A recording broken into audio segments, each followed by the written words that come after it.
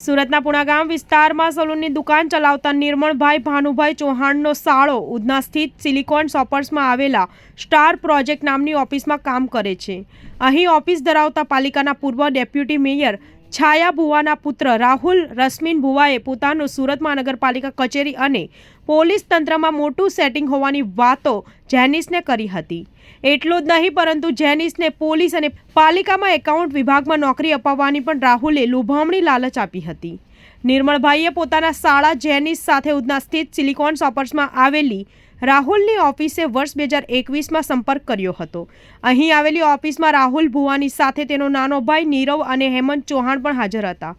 રાહુલ દ્વારા નિર્મળભાઈના દીકરા ધાર્મિક સુરત મહાનગરપાલિકા કચેરીમાં નોકરી અપાવવાનો વિશ્વાસ આપ્યો હતો, જેના અવેજ પેટે ₹5 લાખ જેટલી રકમની માંગણી કરી હતી.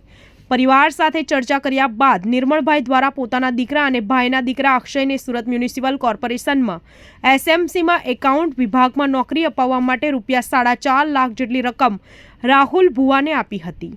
રાહુલ ભુવાએ ધાર્મિક તેમજ અક્ષયને પાલિકાના કોલ લેટર પણ આપ્યો હતો, જેથી વિશ્વાસ અને ભરોસો વધી જતા અન્ય એક ઓળખીતા વિજય ભટ્ટીનો પણ સંપર્ક કરાયો હતો, જેને પણ પાલિકામાં નોકરી અપાવવા માટે ભુવા બંધુએ ₹3.60 લાખ જેટલી રકમ પડાવી હતી.